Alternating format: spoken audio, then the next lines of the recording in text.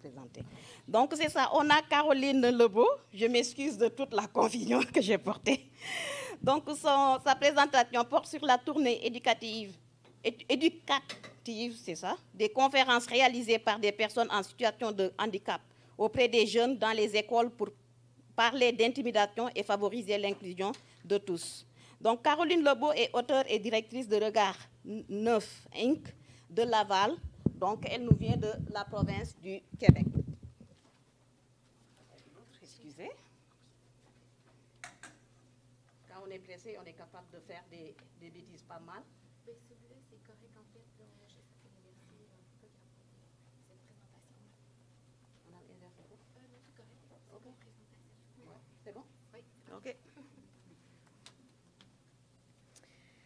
Alors, bonjour. C'est bien? Vous m'entendez? Oui. Génial.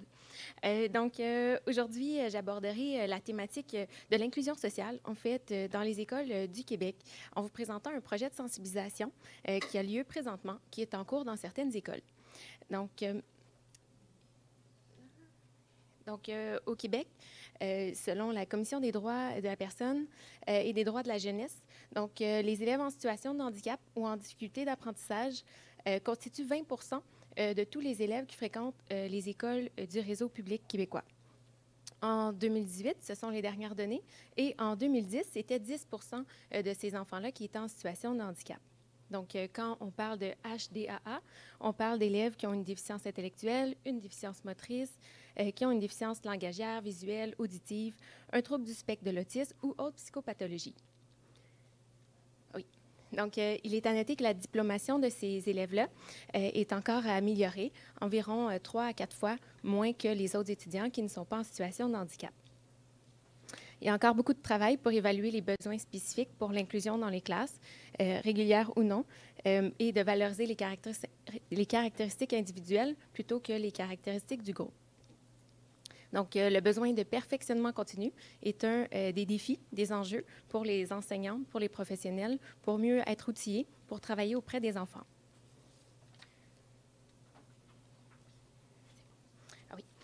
Au Québec, la loi sur l'instruction publique, en fait, prévoit que les enfants soient scolarisés, ceux qui sont en situation de handicap, jusqu'à 21 ans. Et puis, pour favoriser l'inclusion sociale, l'inclusion scolaire et professionnelle. Donc, afin de soutenir les professionnels de la santé et de l'éducation, en collaboration avec plusieurs professionnels de la santé et de l'éducation, des enseignants, des chercheurs, des psychiatres, des ergothérapeutes, on a créé chez Regard 9 des outils éducatifs pour favoriser le développement social et physique des enfants, donc avec des besoins particuliers. Avec des livres spécialisés, on soutient, dans le fond, l'autonomie, on valorise la motricité, on valorise l'estime de soi, le développement de l'enfant, l'autonomie. Donc, on voulait créer des outils qui allaient soutenir le personnel professionnel, les enseignants au quotidien. Que ce soit par des guides où on a des fiches qui sont spécialisées, vulgarisées pour le quotidien, ou des histoires imaginaires où on intègre des personnages en situation de handicap, puisqu'on trouvait qu'il y en avait très peu dans la littérature jeunesse. Mais ce n'était pas suffisant pour faciliter l'inclusion des enfants. On a trouvé une autre solution. En fait, on recevait souvent des messages d'enseignants ou de professionnels qui avaient de la difficulté au niveau de l'inclusion des enfants qui avaient des besoins particuliers. Donc, par exemple, ici, j'ai un courriel d'une enseignante. Je suis enseignante de première année à l'École du Soleil. Je fais appel à vous parce qu'un garçon de la classe est aux prises avec une maladie cutanée très particulière. Vous aurez deviné que cette maladie fait en sorte que mon élève est physiquement très différent. Donc, sur la cour de récréation, dans l'autobus, dans les corridors, les commentaires commencent à se faire entendre. Bien entendu, mon élève réagit de son côté et ses réactions se traduisent de plus en plus par des gestes de violence. Donc, comme enseignante, j'aimerais bien outiller cet élève à faire face aux commentaires auxquels il sera exposé, tout en l'aidant à vivre le mieux possible avec la situation. Donc, également, elle souhaite sensibiliser les autres élèves au fait que le garçon est un garçon comme les autres et puis qui est aussi un bon ami. Donc, voilà. Alors,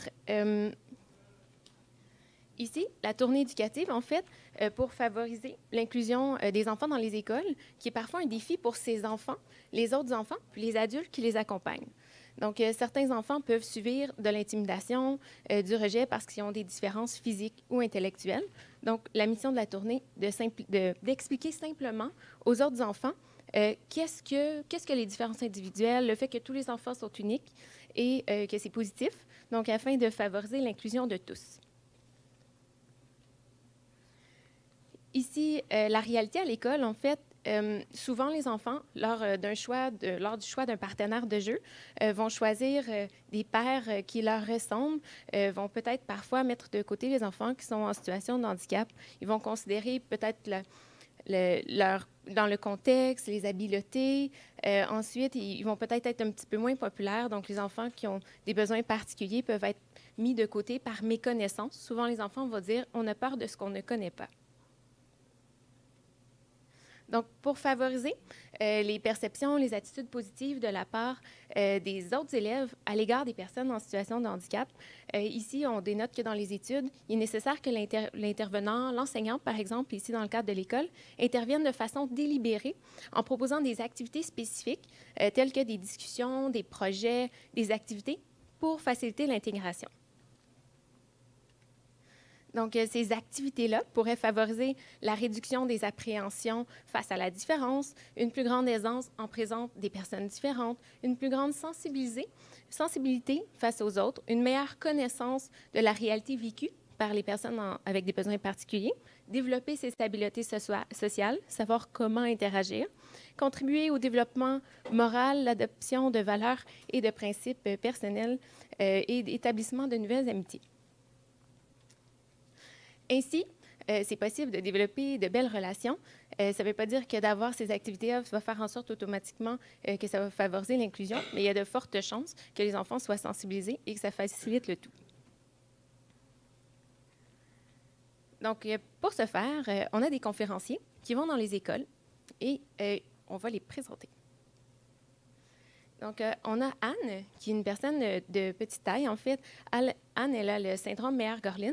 Donc, elle est, si on veut, dans le corps d'une enfant de 6 ans, mais elle est toute proportionnée. Mais elle a 23 ans, elle est à l'université, elle a un père et un frère autistes.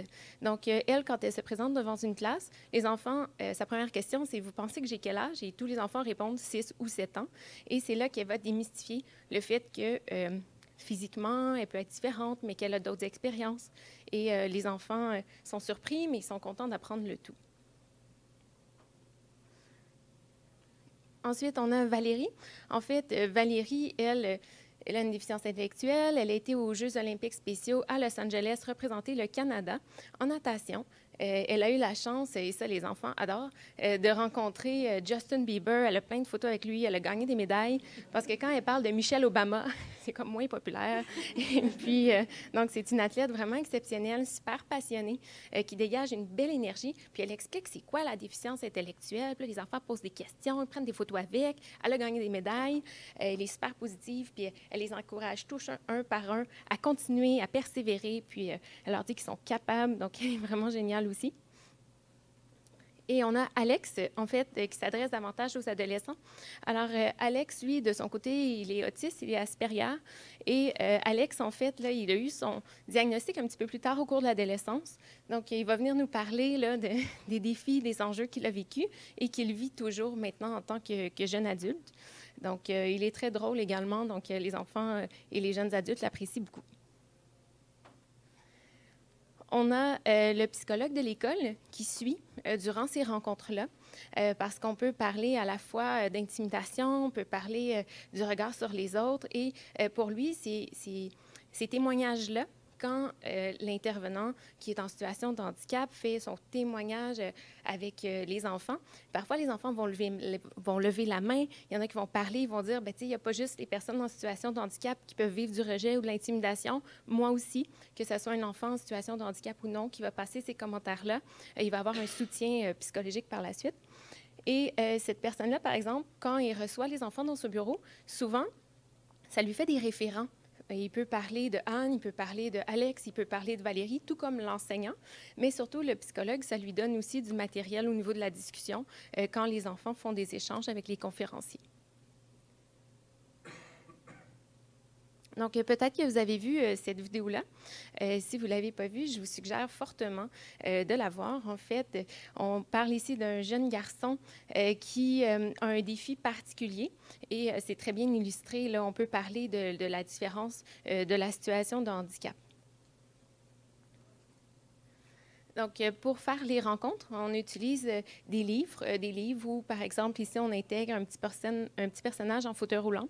Son fauteuil se transforme en vaisseau spatial, il s'en va sur la planète Guimauve entre les nuages de barbe à papa et il va rencontrer son ami Kim qui a une surdité. Dans l'espace, il n'y a pas de son, donc ça lui permet finalement de communiquer d'une façon différente. Et là, on demande aux enfants de faire leur prénom, leur nom avec la langue des signes et parfois de faire deviner des mots à leurs copains, leurs copines qui sont à côté d'eux. Donc, ça les sensibilise. Et ces livres-là ont été écrits également par des personnes en situation de handicap pour démontrer leur potentiel artistique et leur employabilité. Donc, ce qu'on veut voir ici, c'est une chance que nous sommes tous différents. C'est ce qui nous rend uniques. Et on veut travailler au niveau de la diversité des enfants. Et j'ai été quand même assez rapidement, puis je me dis que peut-être, est-ce que ça vous intéresse de voir une petite vidéo? Ça ferait changement. Oui, tout le monde est comme moi, ça va faire une pause. Elle est environ 3 minutes. Ce qui me reste, ma vidéo, on va la retrouver, je ne l'avais pas préparée. Et la voilà.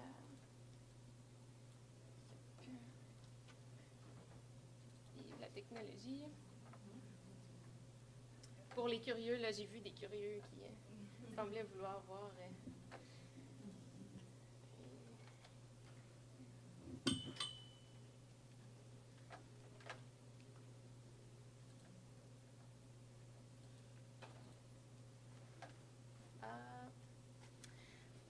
Je ne sais pas si on va avoir accès finalement. Roulement de tambour. Oui, ça peut prendre du temps. En fait, pendant ce temps-là, je peux continuer à parler alors. Donc, nous, on souhaite évaluer les impacts, finalement, de ces animations sur l'inclusion de tous.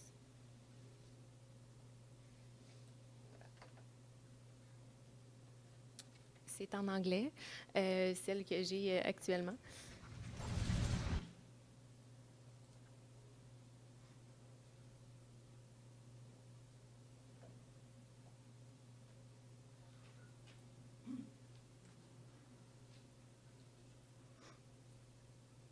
On garde le suspense.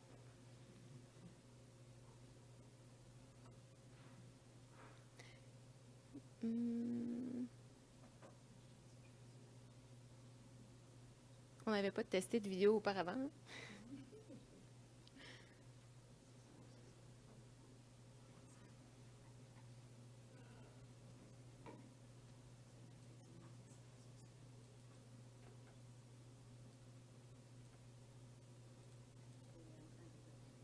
On est en train de télécharger. Hein.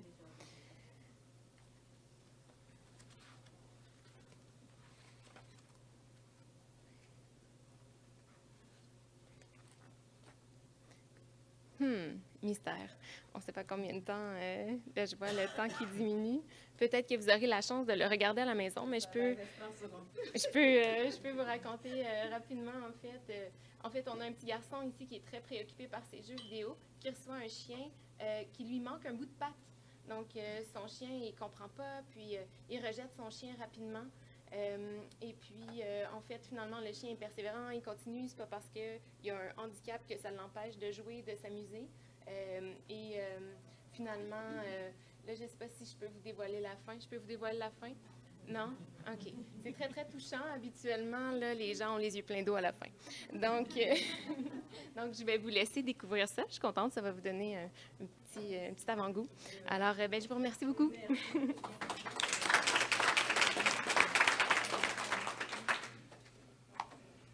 Merci, Rokhaya.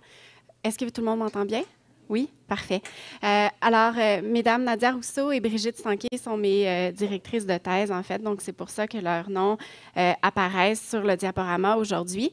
Et ce que je vous présente, en fait, c'est une très, très courte, une version très, très courte de mon cadre de référence pour ma thèse doctorale.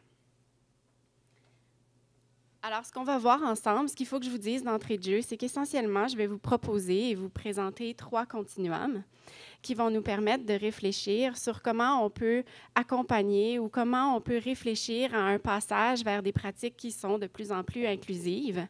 Et ce qu'il faut aussi savoir, c'est que ces 3 continuums-là ont été pensés pour un contexte scolaire et un contexte universitaire. Donc, ce qui va faire en sorte que j'aimerais vous faire un petit mea culpa à l'avance. J'utiliserai parfois certains propos qui ne seront pas les miens et qui pourront peut-être vous choquer. Alors, attention à la messagère. OK, je ne suis que la messagère de ces propos. Ne vous en faites pas, je spécifierai exactement de quel propos il s'agit, mais je crois que vous le saurez. Alors, tout ça commence par la diversité, c'est-à-dire que j'ai voulu, et c'est quand on est dans une salle de classe et qu'on est un professeur, on cherche à répondre à tous les étudiants qui composent notre salle de classe. Et je trouvais que les définitions actuelles du handicap ne me permettaient pas de répondre à ce besoin-là. J'ai donc choisi d'utiliser une définition de la diversité pour me permettre de tenir compte de tous les étudiants qui sont dans la salle de classe, que ce soit les étudiants en situation de handicap, les étudiants qui parfois vont avoir des difficultés d'apprentissage, les étudiants étrangers, les étudiants qui, par exemple, doivent maintenant travailler en même temps qu'ils doivent poursuivre leurs études postsecondaires. Donc, c'est pour ça que ce que je vous présente aujourd'hui, on n'est pas nécessaire, on est, oui, dans une perspective de handicap, mais pas du tout dans la même perspective que ce à quoi vous êtes habitués quand on utilise le mot handicap. Et donc, le premier continuum que je vais vous présenter, c'est le continuum de la normalisation. Je ne sais pas si je peux. Merci. OK. Donc, le continuum de la normalisation, c'est celui où on va considérer que la personne différente ou son environnement doit être transformé pour s'adapter à la norme en place. C'est donc, selon cette perspective, les caractéristiques individuelles de cette personne qui sont responsables de son exclusion sociale. Voyez-vous, je commence déjà avec les propos un peu choquants. Dans cette perspective-là, il y a une norme et tous les individus doivent se conformer à cette norme en place. Et si je n'arrive pas à me conformer, je suis exclu socialement. C'est tout simple. Peut-être pas bien, mais c'est tout simple. De l'autre côté du continuum, on a le concept de la dénormalisation, qui est un concept tout à fait récent et dont seulement 2 seuls auteurs, malheureusement, s'y sont attardés.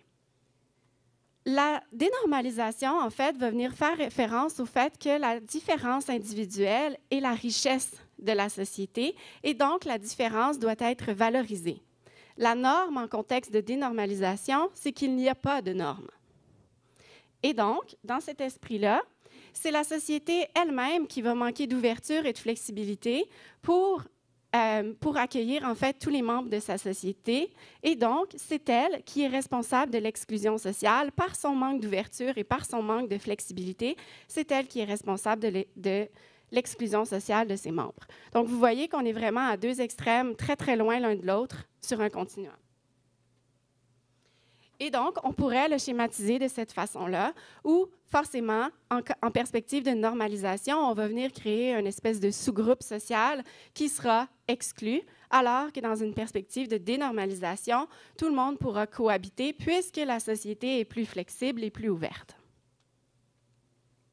À ce continuum-là, on ajoute 2 perspectives que vous connaissez probablement bien, c'est-à-dire la perspective médicale du handicap, où le handicap est considéré comme une maladie et qui nécessite en fait une intervention. Et quand je dis intervention, je ne parle pas nécessairement d'une intervention médicale. En contexte scolaire, le fait de donner un accompagnement à un élève ou un accommodement peut faire office d'intervention.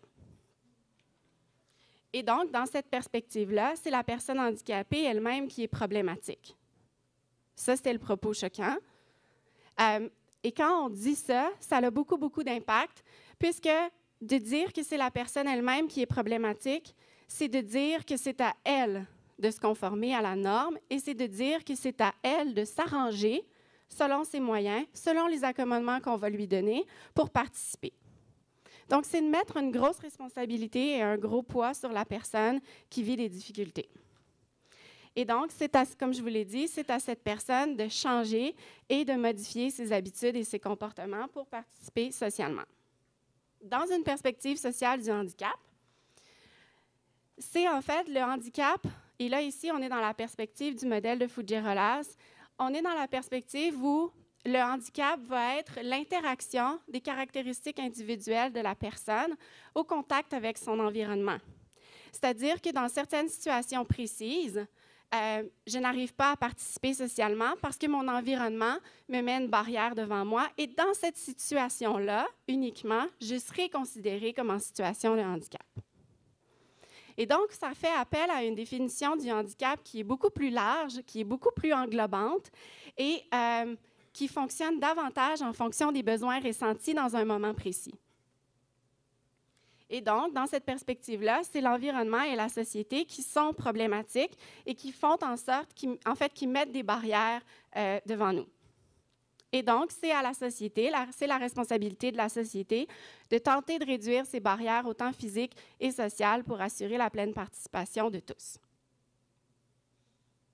Encore une fois, on peut offrir une représentation schématique dans la perspective médicale du handicap. Ce qu'on ne voit pas très bien à l'écran, malheureusement, c'est qu'on a un individu au centre et les flèches qui indiquent le problème sont pointées vers l'individu lui-même, alors que dans l'autre représentation schématique, c'est complètement l'inverse. On a l'individu et les flèches pointent vers l'extérieur pour signifier que la responsabilité est sur la société. En contexte scolaire, ceci s'associe à deux autres continuums généralement bien connus, c'est-à-dire l'intégration scolaire et l'inclusion scolaire. Dans une perspective d'intégration scolaire qui s'inscrit dans une perspective de conception médicale du handicap et dans une perspective de normalisation, on va offrir les services aux étudiants qui ont un diagnostic de manière individuelle. C'est-à-dire que tu me démontres que tu as une vraie difficulté, un vrai diagnostic, alors à ce moment-là, je vais t'offrir un accommodement. Et si, par exemple, dans ma salle de classe, j'ai 10 étudiants qui ont une problématique, je vais offrir 10 accommodements individuels.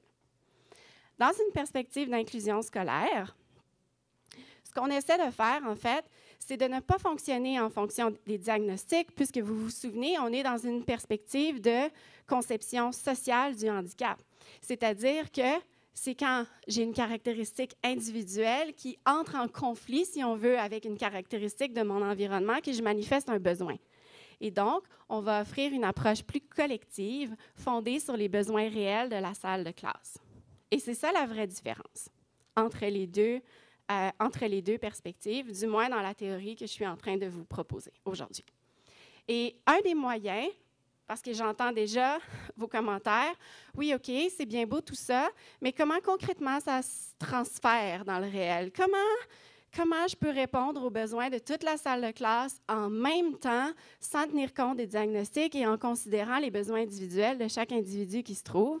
Ça semble être un énorme défi, et vous avez raison, mais fort heureusement, on a une théorie qui s'appelle la pédagogie universelle, pardon pour le micro, qui est une pédagogie qui nous vient en fait du design universel, c'est-à-dire des courants en architecture qui nous ont offert tout simplement les portes automatiques, les rampes d'accès pour les fauteuils roulants, les ascenseurs dans les plus grands espaces publics.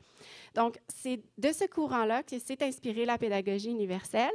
Et ce qu'on a essayé de faire, en fait, c'est de transférer ces principes d'accessibilité universelle en contexte scolaire. Et donc, la pédagogie universelle, c'est une structure qui va guider la mise en œuvre de pratiques éducatives qui vont favoriser la flexibilité dans la façon dont l'information est présentée. Quand je dis flexibilité, vous pouvez aussi le voir comme offrir des choix, offrir une variété.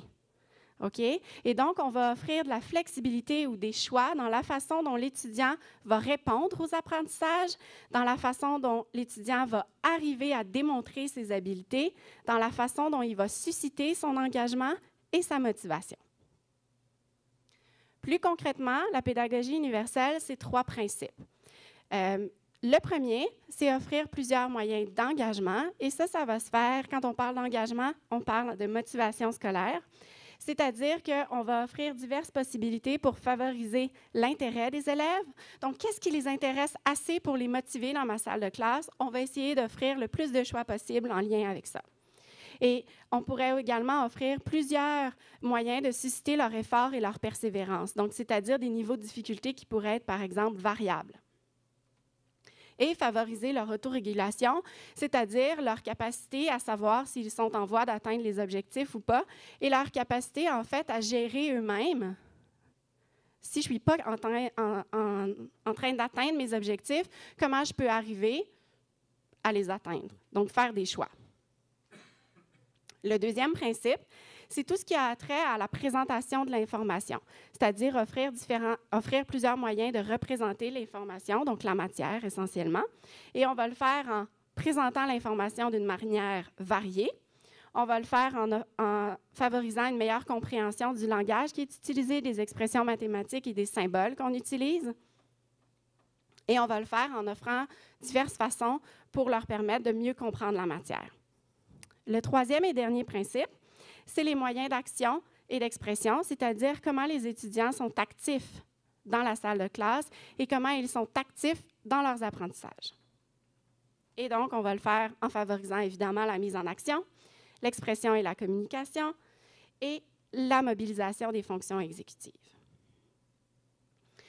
Au final, la pédagogie universelle, appuyée par une perspective plus inclusive, dans une perspective de conception sociale du handicap, peut certainement nous permettre de mieux répondre, ou en fait est un cadre théorique qui peut nous permettre de mieux répondre aux besoins d'une diversité d'étudiants de notre salle de classe. Et voilà.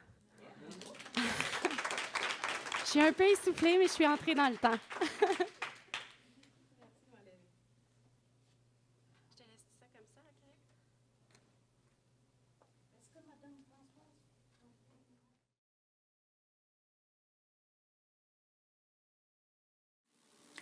Bonjour, donc je souhaiterais tout d'abord remercier les organisateurs de ce colloque de m'avoir invité, en particulier Florence Fabron-Tourette. Je vous parle depuis Lyon, où je suis actuellement en poste en bibliothèque universitaire. Je suis depuis de nombreuses années maintenant engagée au sein de l'Association des bibliothécaires de France et de la commission Accessibib. Et nous défendons l'idée que les bibliothèques publiques et universitaires doivent développer des politiques inclusives pour favoriser l'accès à la culture et au savoir de tous les individus. Cette conviction, pour moi, est née quand j'ai travaillé dans un centre de documentation et d'information, autrement dit une bibliothèque scolaire, d'un établissement qui accueille des jeunes déficients visuels de 6 ans à 18 ans. J'ai alors découvert les obstacles rencontrés par ces jeunes pour lire ce qu'ils avaient envie de lire, pour chercher de l'information, pour naviguer sur le web.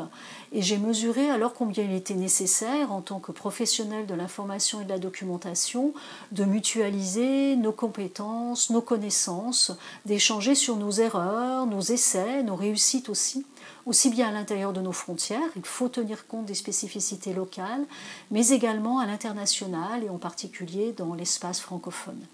Alors je regrette bien sûr de ne pouvoir être parmi vous et de ne pouvoir échanger directement, mais j'espère qu'à travers cette intervention, vous toucherez un peu du doigt ce qu'est le paysage inclusif, presque inclusif, timidement inclusif, pour être juste, devrais-je dire, des bibliothèques universitaires françaises. Je vais tenter de répondre à une question. Est-ce que les bibliothèques universitaires françaises offrent aujourd'hui le même niveau de service et de prestations à tous les étudiants et donc les mêmes chances de réussite, puisque des études ont montré une corrélation entre fréquentation de la bibliothèque, empreinte de documents et réussite des étudiants. Donc après avoir dressé un panorama non exhaustif, bien sûr, de l'offre de services et de ressources adaptées, je vais essayer d'analyser la nature de cette offre et de voir ce qui peut freiner le développement des politiques exclusives, quels obstacles rencontrent les bibliothèques universitaires. Et pour terminer, sur une note prospective, la dernière partie de mon intervention tentera de proposer des pistes, des principes d'action pour que les bibliothèques universitaires puissent créer vraiment des conditions favorable au travail autonome de l'ensemble des étudiants et donc des étudiants en situation de handicap. Il me semble important de faire un focus rapide sur quelques-unes des dispositions législatives qui, depuis plus de 10 ans, créent un environnement favorable au développement d'actions en faveur des personnes en situation de handicap, même si cela ne va pas toujours assez vite et que les obstacles restent nombreux.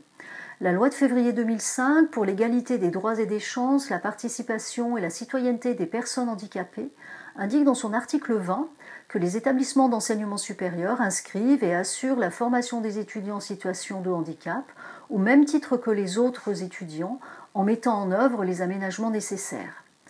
En 2006, la loi sur les droits d'auteur et les droits voisins dans la société de l'information prévoit une exception handicap aux droits d'auteur dont les dispositions sont précisées par un décret qui a été publié en 2008. Et en 2017, cette exception handicap a évolué et élargi le public bénéficiaire et cette nouvelle disposition concerne en particulier les publics 10. En juillet 2013, la loi sur l'enseignement supérieur et la recherche rend obligatoire la mise en place dans chaque établissement d'un schéma pluriannuel directeur du handicap. Puis la conférence des présidents d'université s'est également engagée en 2007 en signant avec le ministère la charte université handicap qui a été actualisée en 2012 et en publiant un guide de l'accompagnement de l'étudiant handicapé à l'université.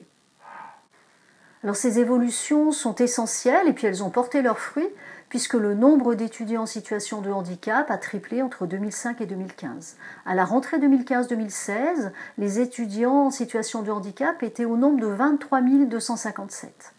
Alors il faut préciser qu'ils sont effectivement de plus en plus nombreux, mais ils représentent néanmoins un faible pourcentage du nombre total des étudiants, 1,22%. Et puis ce nombre varie beaucoup selon les filières, avec une présence plus importante dans les filières de sciences humaines que dans les filières scientifiques.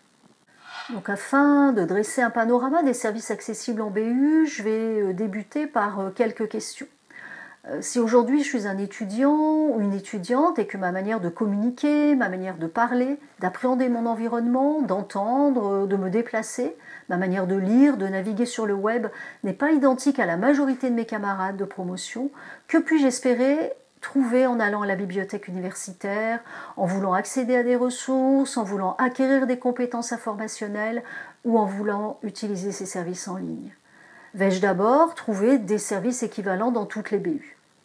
Cette première réponse va être négative, parce que l'établissement d'inscription va parfois dépendre d'un choix stratégique. Ainsi, à Clermont-Ferrand, le nombre d'étudiants déficients visuels est proportionnellement beaucoup plus important que dans d'autres universités, puisque les étudiants, grâce à la présence d'une adaptatrice transcriptrice en braille diplômée, savent qu'ils bénéficieront d'un accompagnement de qualité.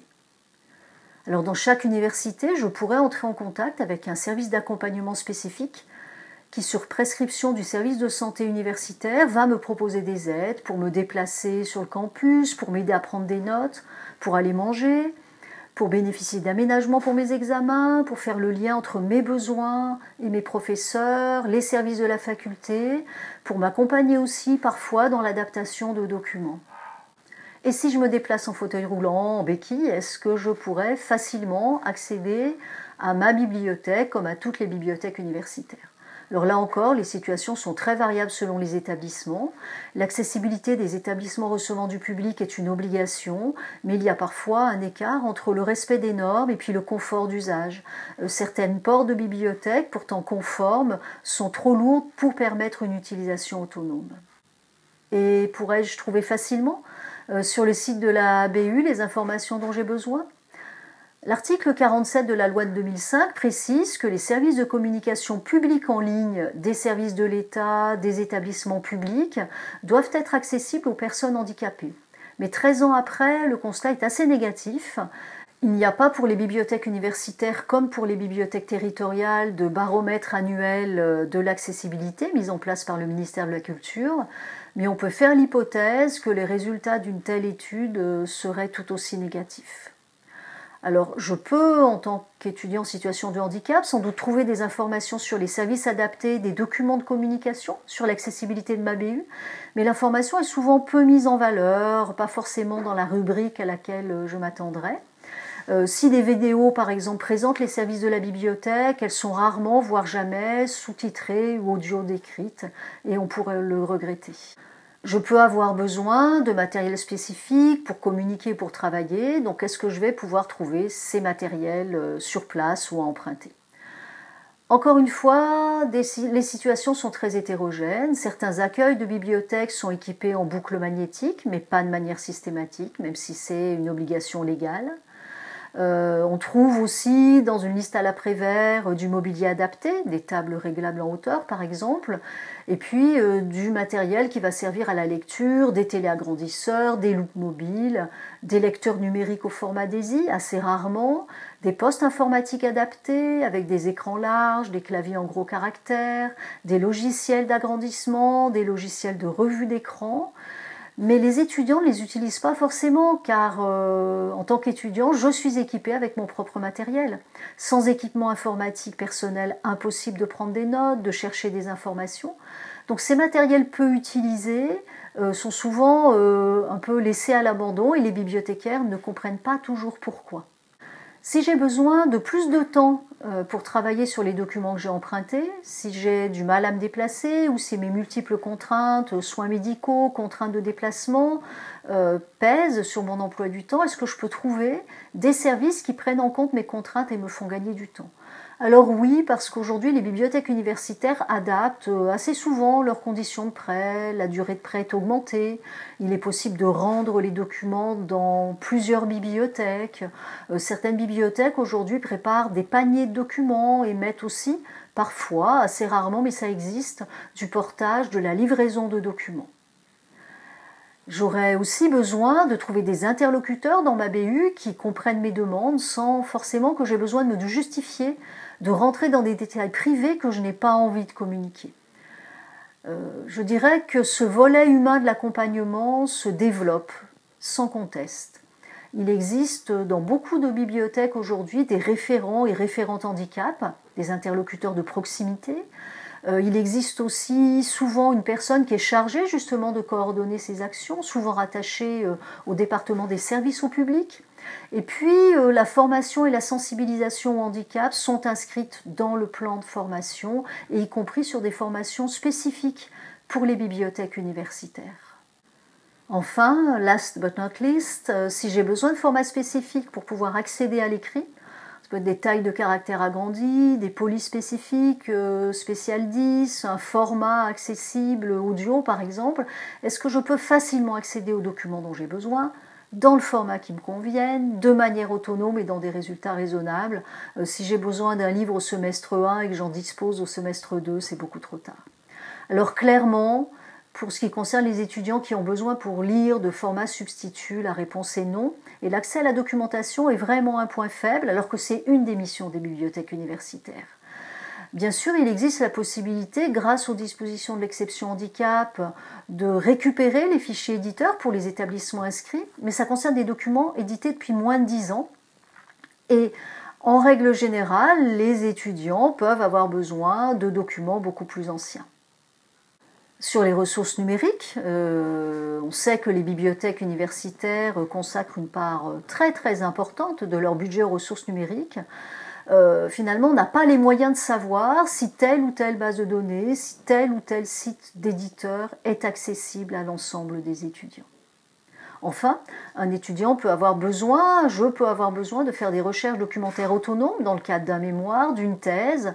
Est-ce que je peux facilement faire des recherches dans le catalogue de la bibliothèque ou dans le SUDOC? Le plus souvent, la réponse à cette question restera, au moins dans un premier temps, sans réponse, car là aussi, la plupart des bibliothécaires ne savent pas si leur catalogue est accessible à tout le monde. On observe donc que l'offre de services adaptés est kaléidoscopique et varie vraiment selon les établissements. Il existe donc de vraies inégalités territoriales. Et puis pour dresser un tel panorama, on se heurte à une vraie difficulté. Il n'existe pas de point d'accès unique à ce type d'information. Le site Andiu, qui permettait justement cet accès, n'est plus mis à jour depuis 2015. Je dirais qu'heureusement, une élève conservatrice des bibliothèques a travaillé sur le sujet et son mémoire va prochainement être publié. Il s'agit d'un mémoire qui s'intitule « Handicap et bibliothèque, quelle accessibilité pour quel public ?» Et ce mémoire dresse un état des lieux assez complet. Alors, quels sont les obstacles à la mise en place de services accessibles? D'abord, les bibliothèques universitaires doivent tenir compte de la politique de l'université dont elles dépendent et des moyens qui leur sont alloués. Une politique inclusive peut difficilement être portée par la BU seule. Les besoins de compensation, les accommodements diffèrent beaucoup selon les étudiants et il y a une certaine méconnaissance du public et de ses besoins. En bibliothèque universitaire, les situations de handicap invisible sont très nombreuses. Les BU aussi répondent d'abord aux besoins du plus grand nombre. Enfin, je dirais que les compétences en termes d'accessibilité manquent. Dans les bibliothèques universitaires, dans les services de l'université, et parfois quand elles existent, elles ne sont pas toujours situées à un niveau décisionnel. Il n'y a le plus souvent aucun budget consacré à ces services accessibles et le temps de travail s'additionne souvent à d'autres missions.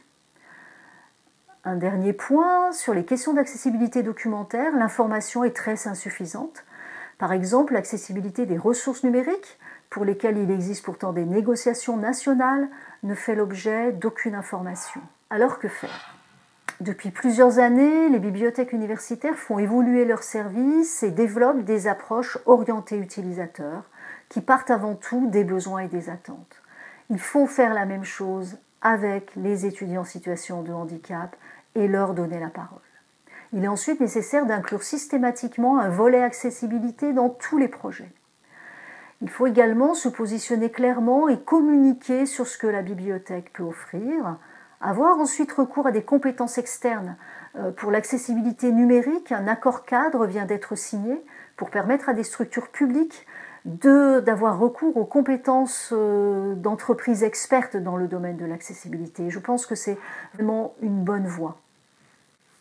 Un point très important, il me semble qu'il est nécessaire de passer d'une approche adaptative, individualisée, personnalisée, qui vise à créer des services à la demande, à une démarche projet pluriannuelle sur ces questions, dans le même esprit que le schéma directeur du handicap de l'établissement, qui devrait d'ailleurs comporter un volet sur l'accessibilité au savoir.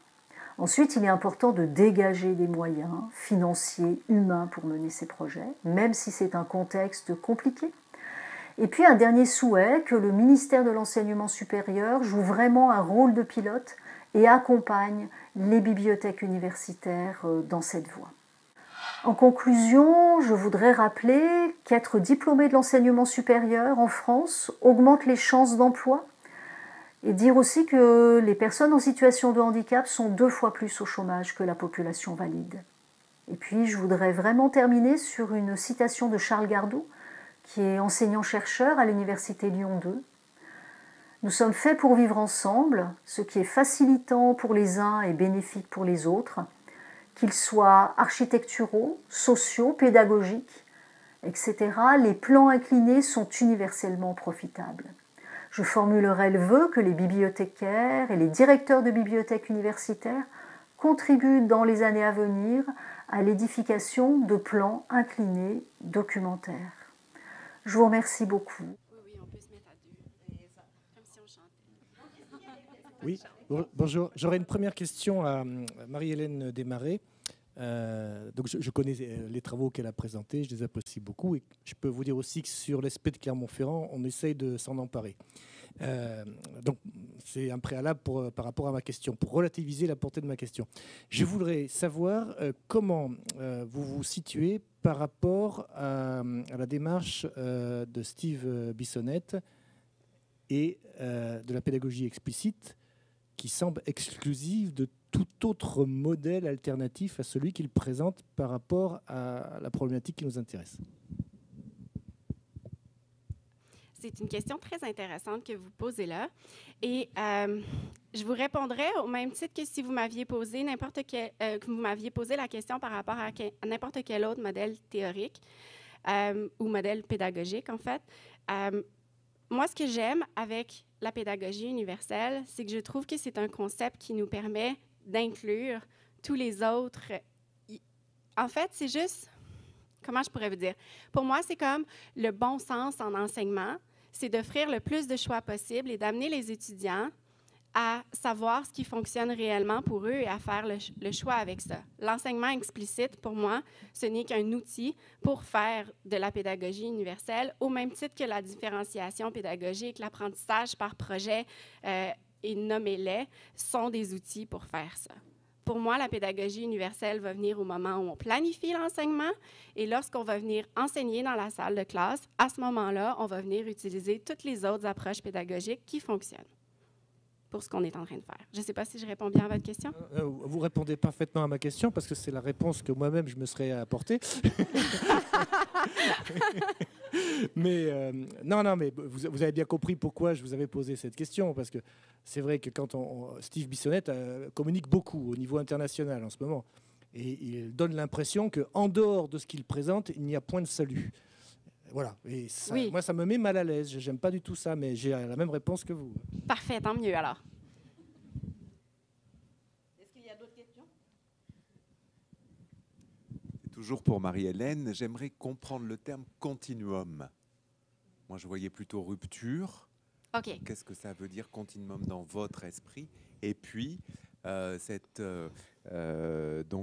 pédagogie universelle, est-ce que c'est vraiment nouveau? L'intérêt de l'enfant, sa persévérance? Je ne sais pas. Voilà, poser ces questions. Merci en tout cas pour vos 3 présentations. Je me suis permis de remettre à l'avant une des diapositives pour me permettre de mieux vous expliquer ce que j'entends par continuum. Les auteurs de la dénormalisation nous disent que la dénormalisation n'est pas atteinte et que la vraie dénormalisation ne sera jamais atteinte non plus. Donc, c'est dans cet esprit où on peut toujours faire mieux et on peut toujours aller plus loin qu'on s'inscrit dans un continuum. Ça, c'est la première partie de ma réponse. La deuxième partie, c'est qu'actuellement, ce qu'on constate dans plusieurs systèmes scolaires, c'est qu'il y a une espèce d'incohérence. C'est-à-dire que la grande majorité des systèmes scolaires essaient de mettre en œuvre l'inclusion scolaire, mais ils le font alors qu'ils sont positionnés de l'autre côté, c'est-à-dire dans le continuum de la conception médicale du handicap, et c'est alors que là, ça ne fonctionne pas. Et donc, c'est aussi dans cet esprit-là où je pense qu'actuellement, on est dans un passage, on est en train de se diriger vers l'autre extrême du continuum, mais nous n'y sommes pas encore. Voilà. Oui, on pourrait le voir aussi comme un processus. C'est comme un mouvement. Donc, le continuum, pour moi, c'était l'idée de mouvement.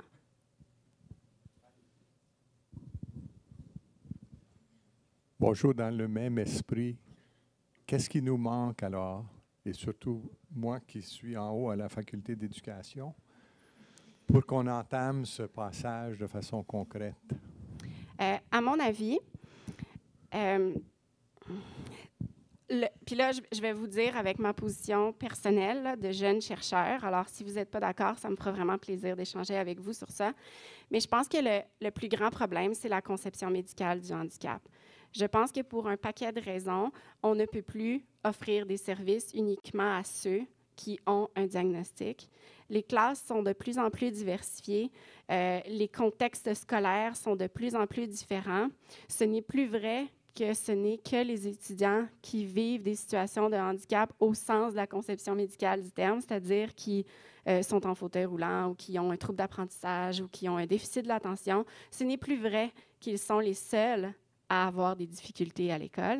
Et donc, c'est cette conception-là qui nous pose problème. Cela étant dit, je sais que tout ça, c'est plus haut, c'est le système qu'il faut changer. Mais je pense que concrètement, dans nos salles de classe, pour répondre très pratico-pratique à ta question, Jules, je pense que dans nos salles de classe, si nous, comme enseignants, on se questionne sur quels sont les besoins des étudiants qui composent ma salle de classe et comment je peux offrir des pistes concrètes pour y répondre, on est déjà dans la bonne voie. Et l'autre chose que je me permettrais d'ajouter, et c'est là où je vous donne mon opinion très personnelle, pourquoi enseigne-t-on encore toutes les problématiques en termes d'un diagnostic? Pourquoi fait-on encore des cours sur les troubles d'apprentissage? Pourquoi fait-on encore des troubles sur les troubles de comportement? Pourquoi fait-on encore des cours sur toutes sortes de problématiques qu'on va circonscrire dans le bon vieux modèle médical? Je ne dis pas qu'il ne faut pas parler de ces troubles-là. On doit en parler. Mais pourquoi en parle pas-t-on en fonction des besoins de ces étudiants-là? La littérature et la recherche nous démontrent que ce ne sont pas tous les dyslexiques qui vivent exactement la dyslexie de la même manière. Alors pourquoi enseigne-t-on encore les dyslexiques sont de cette façon-là? C'est pas vrai.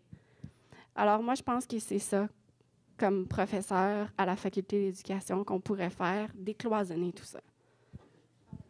Voilà. Mon Dieu.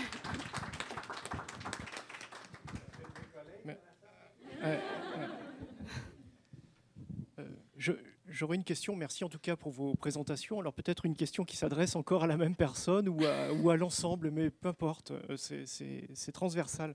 Je crois que les classes n'ont, enfin c'est peut-être plus une remarque, une question, mais je crois que les classes n'ont jamais été homogènes, mais elles n'ont jamais été aussi hétérogènes. Donc ma question, au regard de ce que vous dites concernant la pédagogie, est-ce que vous pensez qu'on peut continuer à enseigner à un groupe classe et non pas à des individualités qui se juxtaposeraient justement pour essayer de répondre à leurs besoins? Est-ce que c'est quelque chose qui va disparaître?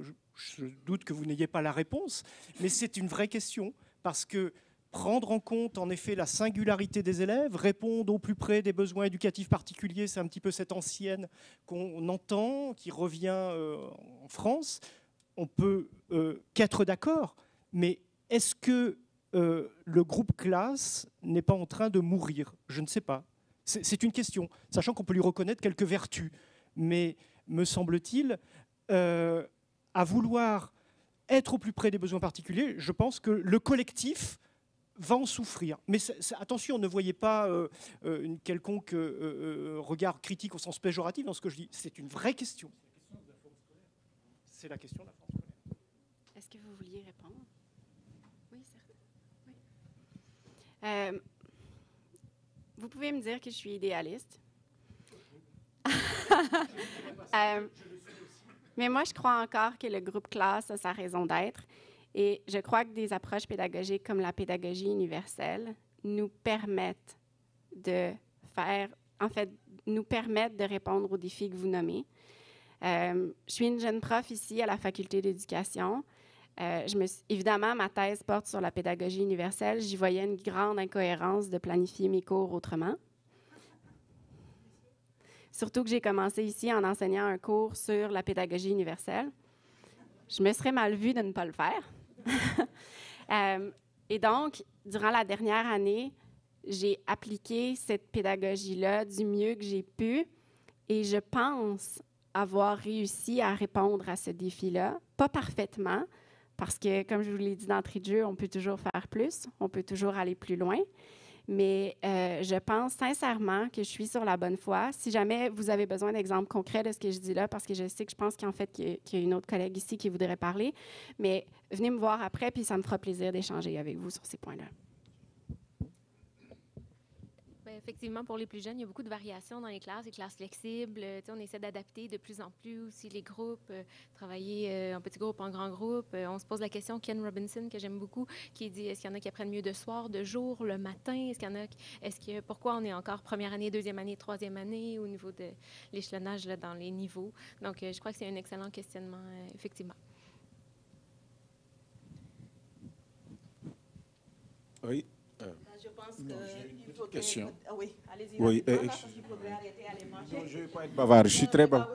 Je ne vais pas être bavard. Non, oui, c'est une question pour Marie-Hélène, mais les autres peuvent.